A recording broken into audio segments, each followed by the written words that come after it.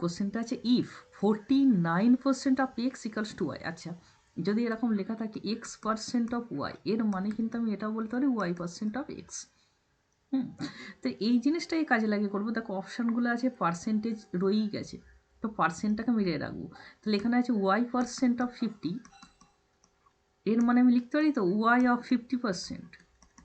এখানে y সমান কত দিয়েছে? 49% অফ এক্স।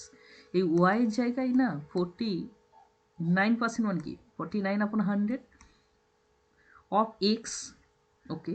আর এখানে আছে 50%ই রেখে দিই, তো এটা দিয়ে এটা কাটলাম, তাহলে কত হলো? 49কে 2 দিয়ে ভাগ করলে 24.5, এই যে পার্সেন্ট ছিল, পার্সেন্ট এখানে রেখে দিলাম অফ এক্স, তাহলে আনসার হয়ে গেল ডি। তো এইভাবেই এই অঙ্কগুলোকে করতে হয়। এরকম আর একটা অঙ্ক এখানে দেওয়া রইল, তোমরা চেষ্টা করবে। ওকে, থ্যাংক ইউ।